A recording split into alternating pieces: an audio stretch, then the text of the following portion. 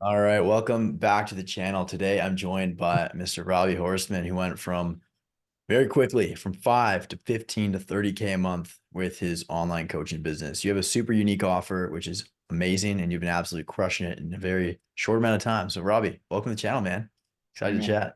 good to see you, dude. So, yeah, dude, tell us a little bit about who you are, what you do, and kind of how it's been over the last few months. Yeah, absolutely. I'll start with my offer. I work with cyclists with back pain and sciatica from a rehab coaching perspective to get them riding pain-free without any concern that it's going to come back. So I'm a physical therapist by trade. Part of the interesting thing for someone kind of on the medical side is keeping your knowledge and your expertise as part of your process, but recognizing that the process will have to change to make a better product than what people might encounter in the medical system. And really, that's where you get to a new, fresh type of offer, in my opinion, versus say an improvement offer where you're just trying to do the same old thing better. So you got to break a lot of beliefs there. I had to do that. Been a PT for 12 years, been a cyclist, an endurance athlete for longer. A cyclist, I mean, really over the last, I mean, I would say 12 years. About my first bike with my first paycheck. So kind of the same timeline there, and really recognized, and it took me a long time to get here, but really recognized that there is a better way to work with people and a way that will help them be more successful with the effort they're putting in. And that's why I decided to take it online. And I started that process really in earnest in late June of 2024. Started making really fast decisions to speed up time and get the expertise that I needed as I recognized like I really didn't know shit about how to do the things that I would need to do to be successful. And that basically brings us to today. That's awesome, man. And what a super cool niche, too. Like, what was it like kind of like really refining that? Was that day one kind of thing where you're like, I'm helping cyclists with their back pain, stuff like That's that? Or was it kind of a process that was ongoing? I'd say it was like day three, right? That was my first thought. And then I had to battle kind of all the thoughts of like not pigeonholing oneself, like what if I could be more successful doing this, that, and the other. And what it came down to is some good advice on niching down very narrowly. Uh, but also what it came down to is like where is my heart at and where am I going to serve people from the highest level? It's not Hmm. by being strategic, thinking, oh, maybe I could make the most money doing X, Y, or Z. It's like, no, what do I do? What am I best at? And what do I really love to do and want to do to help people? So that, Love I it. mean, I would say, yeah, I mean, day one, I guess, like when I actually launched my business, but Yeah. there was that little gray area period where I had to work through those things and get out of my own way. I love it. Love it, man. So let's kind of fast forward a little bit between June of last year till about November, kind of going from 0 to 5. What was that process look like? And then what was it that kind of took you from that 5 to 15? Yeah. So I worked with a coach to start my business who is a PT and had previously started and still runs a successful online rehab company having nothing to do with cycling. I mean that as a PT, that was a great first step because I was really like in the basement. Like I wasn't really even at ground level. I needed someone at that time at least who understood the lay of the land, the social media aspects, the advertising platforms and such. So that was fantastic. Made 10K in my first month, but then I had a kind of a fall off. I made some money each month, but I settled on an average of about 5K.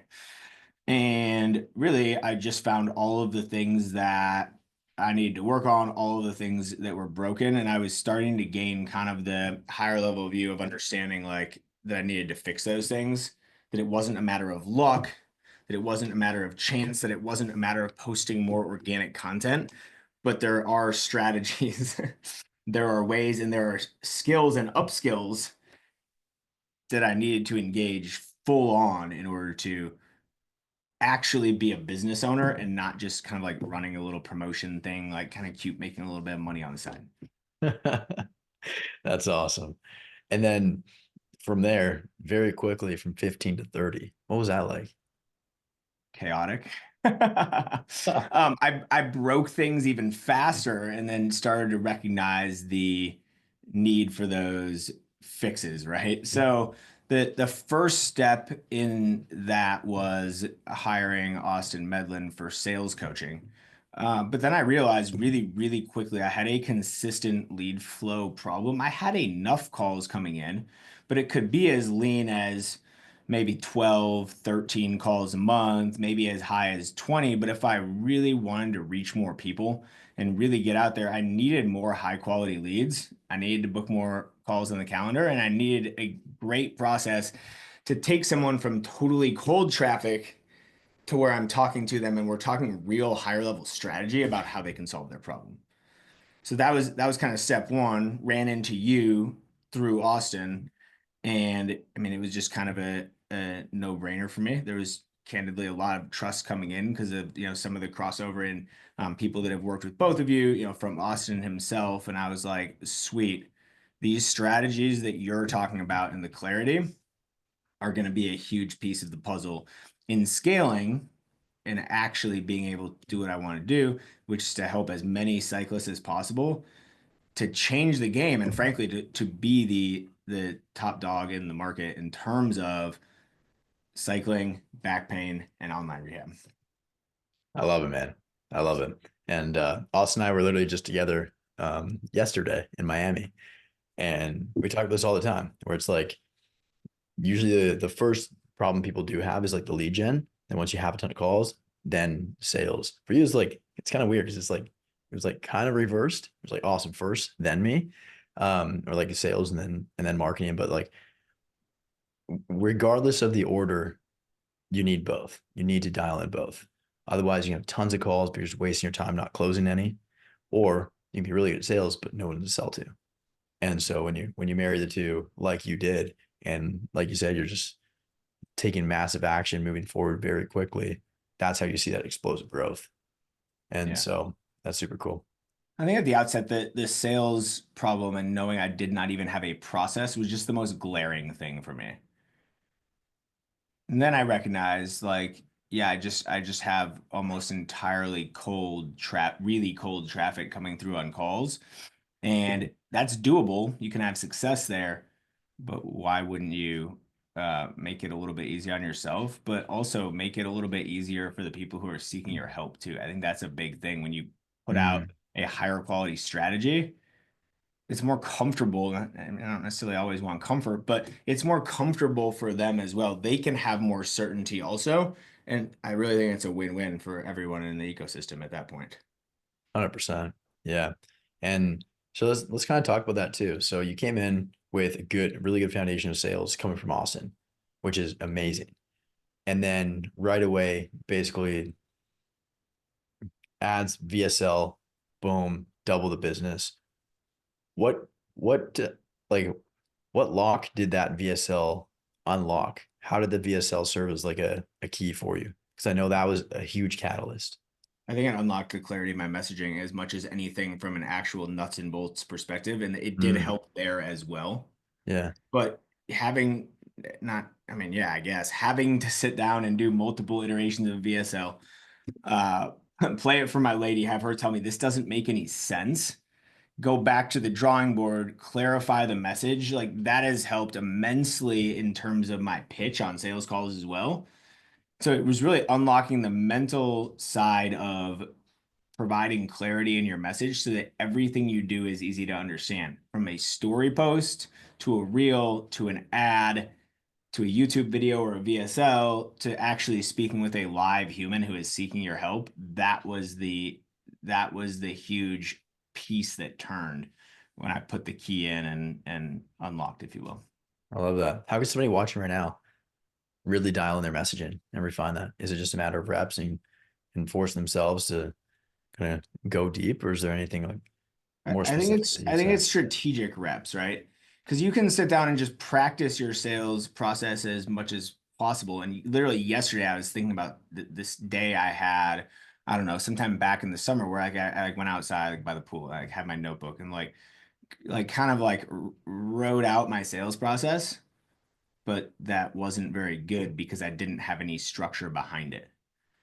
So whether it be a sales process or whether it be filming a VSL and using that philosophy to film content, like having the structure behind it Like I did the VSL directly through your content on how to script the thing. Now I have a framework. And so Mm, now I can practice it in a real world environment. I'm not just sitting here with a notebook. Like I've got to record it. It has to get to the point where it can go live and be a valuable resource for people and a valuable catalyst for my business. So it's making sure that, yeah, you're practicing this stuff, you're working at it, you're getting your reps, but that they actually matter. So that when you go to practice, like if you were playing a ball sport, like hockey's not a freaking ball sport, but you get the idea. This is a structured practice where you know what it is that you're working on. You're just not skating around and shooting some shots. There's actually some strategy behind it. And that can be evaluated for performance too, right? You go mm-hmm. ahead, you get on camera, film some ads, film some reels, film your VSL, you go watch it back. You're going to be able to tell other people are going to be able to tell you if it's any good or not. You literally will stress test it by implementing that structure. If you have bad process, you can practice as much as you want. You are relying literally on luck Hmm. to try to get where you want to go. You're just trying to get lucky. So good, man. It really comes down to the intention and the structure and the process and intentionally reviewing and knowing what to look for to make it better. Yep. I love that. I love that. Tell us a little bit about your offer. How much you charging? How long do you work with clients for? What's that looking Yep. like? So I've settled on a 15 plus 15-week plan. Essentially, and I went from 12. 12's fine. 12 will work. Actually, freaking, to be honest with you, probably 8 would work. That said, looking at the expectations of my market, 15 lands better. Mm, And so I do either two payments of 1,700 or one time paid in full of 3K. And they're going to get 15 weeks with me. I program in 2-week phases after doing an assessment. So my offer is essentially 27-point assessment that I created specifically for cyclists. mm, Put the right things in place. Make sure it's designed specifically for your lifestyle. So I had a guy that went to Germany for a month. I got a couple guys that traveled to Asia for work. Whatever travel people have, whatever jobs people have, whatever relationships and family situations people have, that stuff's important. And then the education so that they understand what they're doing, they can have it as their own. It can be a forever solution. And all of that, especially the back end on designing it for their lifestyle and education, makes it easy to execute. So that for 3K basically. And then sort of as a bonus, because I don't really do continuation with people, my offer is a solution. mhm. It's okay. After the 15 weeks, you get an additional 15 weeks where you have the stuff you need to work on. You know that. I kind of create a final ongoing thing, and then they can message me for an update whenever they need to. At that point, I just hand them the ball. I say, hey, now I'm not programming every 2 weeks. I rely on you to tell me, hey, I'm bored with strength. Sweet, I'll make a new one. Hey, like this kind of thing popped up. What should I do about it? So I can still make sure I'm providing that support to get that full up solution and Mm, I don't have a bunch of loose ends. This isn't a fitness offer, right? I wouldn't work with someone for 3 years continuously. We're trying to solve the back pain. I love that. So you're selling a very clear, tangible transformation, and Right, that 100%. ultimately that's what they're buying. Yeah. Yeah. And if I, in looking forward at like lifetime customer value and having something recurring, it's on my radar. It's just that I will have to build different things into my business. Once I dominate the space, that will become an option. I will do whatever is needed, but it's just not my offer. So if I were to try to do that, I think it waters down the upfront offer that I have. And at this point, it doesn't suit the goal of dominating my market. 100%. Yeah. And talk to me a little bit about that. Like, what's the vision for it? Right now, I'm just staring like crystal clear at dominating the market. If I were to branch out, we're probably talking about working with cycling coaches, possibly nutrition stuff, Mhm.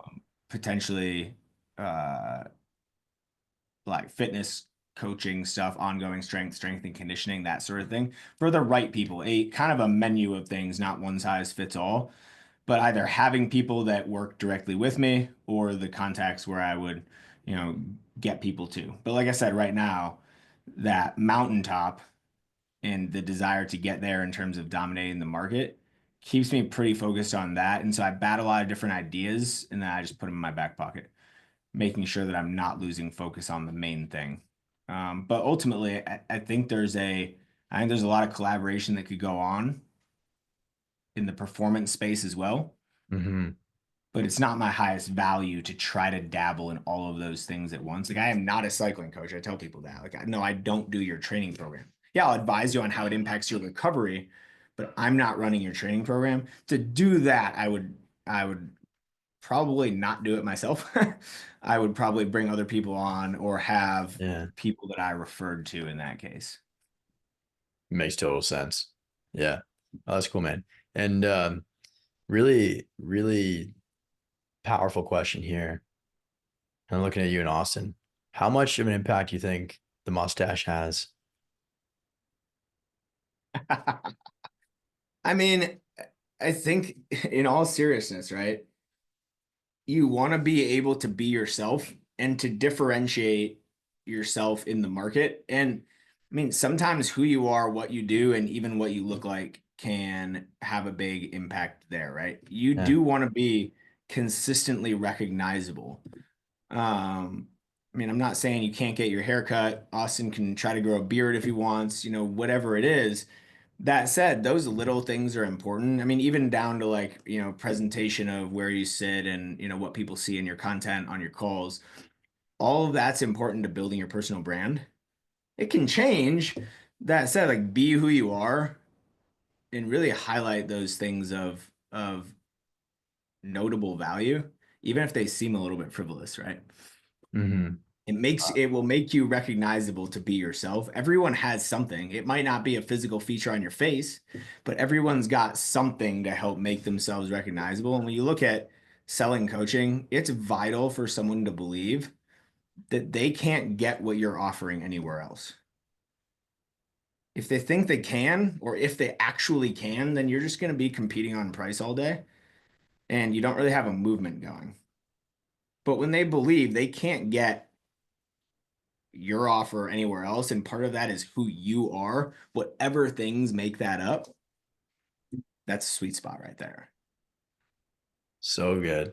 For And those watching. I think Austin's got that as well. I mean, he talks about the mustache and all that. And I don't send new follower DMs very often simply for time purposes right now. But Yeah. when I do, it's wet right now, but I've also got a mullet. Hmm. I'll say, hey, welcome to the page.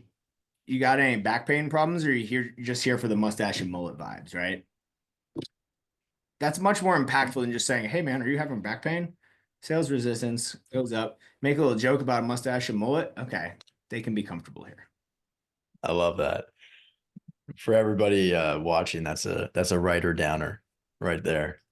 But no, that's awesome, man. I'm curious, like, do you think that's why some people see explosive growth versus other ones just kind of they're making content, they're working really hard, they're grinding, they're spending a lot of time, but they're not seeing any results, they're spinning their tires. Like, Yeah. what do you think it is that really differentiates the people that see a lot of success versus the ones that get stuck? I mean, other than a good ad strategy. Yes. Fair. Yes. I think if you're a dime a dozen, you're very easy to compare to other people. Interesting story. I was talking to a fitness coach friend, former patient of mine back in the day when I did work in a clinic. And she was just kind of doing like macro coaching for women. And I'm like, yeah, you don't stand out at all. Like it's just workout videos of you, but like there's a thousand of you there. She happens to be in the liquor industry, sales rep. I'm like, your niche is people in the liquor industry who are struggling to get healthy because of all the pulls and the things that are involved in being in that industry, all of those built-in excuses around drinking and eating and all of that stuff. Like that's your niche right there. Differentiate yourself that way, and people will be raising their hand to talk to you. Now, that's not a physical attribute per se, Yeah. but if you look around at your space or peripheral spaces that are related to what you do, and you see that you're just like everybody else and your messaging is just like everybody else's, you're not in a very unique spot.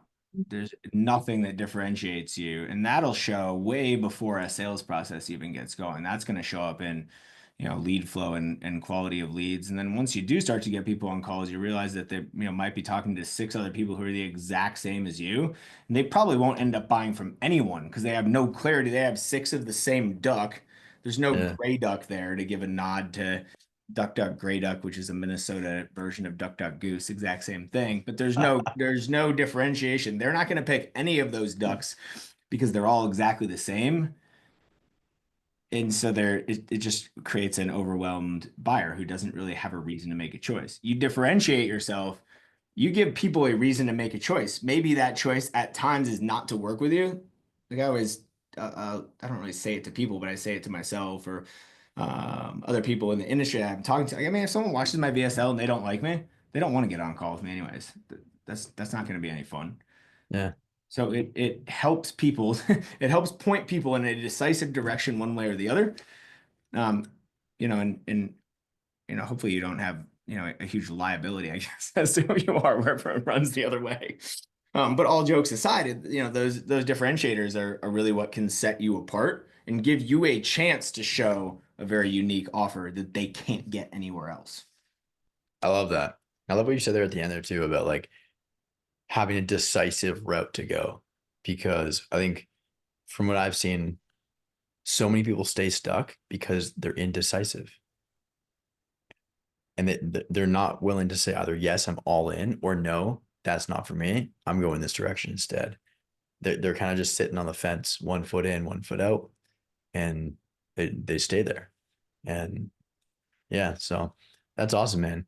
And if you were to give somebody watching this video right now one piece of advice who is kind of in that spot where they are spinning their tires, where they're stuck, what would you say to them? Whether it's young Robbie or somebody else just watching the video, like when you're kind of going through that grind season, what do you wish you knew back then that you know now? You need to speed up time. And in order to do that, like no bones about it, you will need to pay someone who has more knowledge than you to teach you the way. Otherwise, it takes it. I mean, I don't think I ever would have got started. It would take forever to figure things out on your own if you've got no guidance. The fastest way to do that, and I know this is a little uncomfortable for people who have never maybe invested in themselves, but now that I have three times over with and in numerous other ways as well, but three different coaching programs, you speed up time in an almost an unimaginable way. And yeah, the return on investment goes right along with that as well. Hmm. So I mean that's kind of the uncomfy thing, I guess. It's like, yeah, it is a pay to play world when it comes to gaining skills. There are people out there that have them. And frankly, like why would anyone give that away for free? They're in a similar business thing going both ways, right? If you want to do business, you cannot be afraid of spending money to get what you want. 100%. Yeah. I love that, man. Anything else that you want to add? Yeah, I mean, on top of that, it just takes some action. Like Good. I know I've been fortunate hiring three coaches and making a lot of different moves that did cost me money and time, to have kind of nailed it. I know a lot of people who haven't nailed it with every one of their things. I mean, ultimately though, taking action and even making mistakes will move you forward at a much faster rate, and it'll take all your excuses off the table versus if you just stay stuck. That's just the land of excuses. You'll come up with all sorts of things as to why it doesn't work for you. Oh, the algorithm's just stacked against you, yada yada yada yada yada. Take some damn action. It's the only way you can move forward in business. It's cute to see and there are some of these people I think that have had purely organic success and haven't had to put any skin in the game. I think that ship has sailed on social Yeah. media in large part, but in business, everyone that you look up to has invested in themselves. And money aside, what they've done is they've taken clear action to go get in the game, get in the arena, make the mistakes, learn the things, embarrass themselves, and come back better every single time. All of the big names have done that probably thousands of times. Hmm. That's the sauce. So good, man. I mean, everyone Yeah. loves Alex Hormo. He's very upfront about all of his failures. Being back against the wall. He's like, I got to make like $1 million in a month, otherwise I'm screwed. So then he goes out and makes $1 million, Yeah. figures it out as one like really big fish, super popular example, if you will. 100%. Yeah. And a lot of the most successful people that I know, same kind of thing. They burn their boats. And most of the conversations that I have like this of people that have just seen explosive growth, exact same thing. It's the exact same thing. It's like Yeah. you can't give yourself another option. There is no plan B. Yeah. And I mean, I'll piggyback on that. Like if you're working a job, waiting for the right time, maybe having a little bit of success, you got a nice side hustle. Maybe you're even like pretty close to doubling your income, and that's pretty nice. But like you got no time, you got no energy. You can't have in the entrepreneur space, you can't have your cake and eat it too. You can't have one foot in the door at a W-2, at least in the US, right? W-2 job, a salary job, and grow to the type of success that you want if you truly have a big mission and a big goal and people to serve to accomplish that goal. So good. So good. You gotta walk through the door. Yeah. And before we wrap things up shortly, because I want to be respectful of your time, talk to us a little bit about the ad strategy. Because I know we briefly rushed over that. Like, what was that process like getting the ads up and running? How long did it take to find one that like started crushing? Was it easier or harder than you expected? I'd Yeah. love to just kind of get your thoughts on that. Um, Unfortunately, in my case, it was easier than expected. Learning how to run ads and specifically doing text and picture ads. So like a basically Hmm. Facebook post slide, the square post ad. Yeah. That stuff has always and still has success for me. I think in differentiating myself and really upping my lead quality and being able to book better calls, having people understand me better, getting into the video ad space and understanding that multiple reps were required in the past, will be required in the future, and staying on it was pretty critical. I mean, that said, in terms of speeding up time, like having someone who understands this stuff makes it so much easier.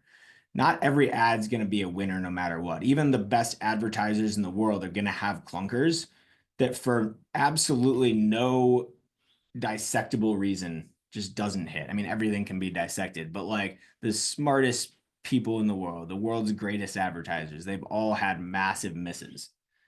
And honestly, the misses or the ads that are okay probably far outnumber, the ads that just nail it. But advertising is an ever evolving beast, and understanding that and realizing that, I mean, fuck, I'll spend $500 on an ad that doesn't work, shrug, make a better one, get a 10x ROAS and, move on with my life. The possibilities are endless. And when you're nobody who nobody who is super stingy on their ad spend can get and stay at those really high return on ad spend numbers. You've got to be willing to send it. I love it. I love it, man. Last week I was having dinner with a guy who runs a 400 grand a month coaching business, and he recently hired an agency to kind of take over their advertising. And he told me the reason why he hired this specific agency is because they were telling him about this client that they're working with. And he was asking, like, oh, yeah, like, what's your testing process like? How many ads do you test? They're like 20. He's like, what, like 20 a month? He's like, and then they were like, we test 20 ads a day. And so I think that just like when he told me that, that hit because you're right.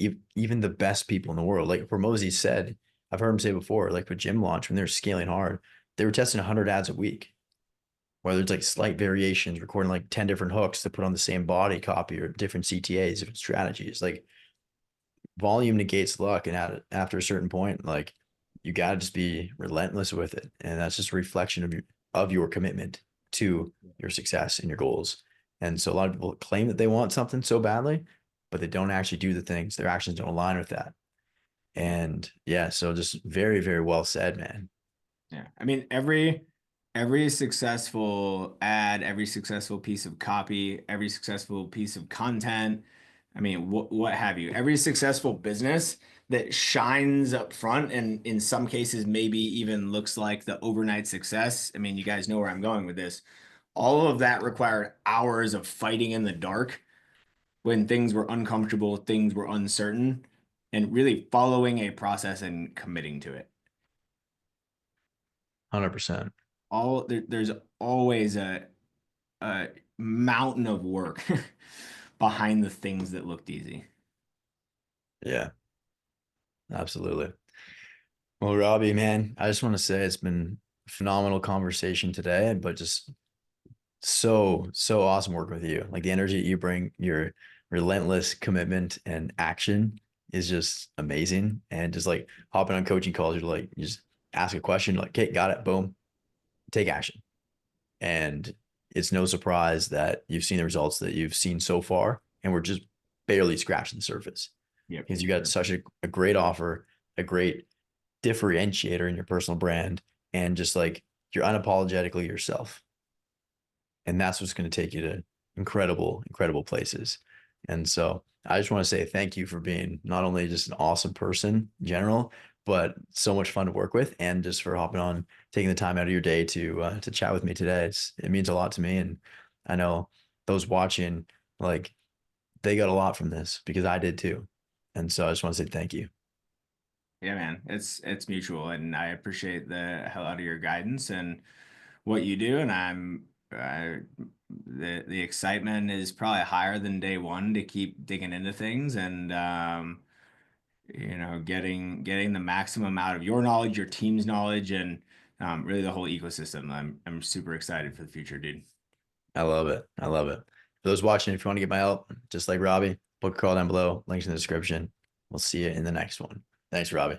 Sweet.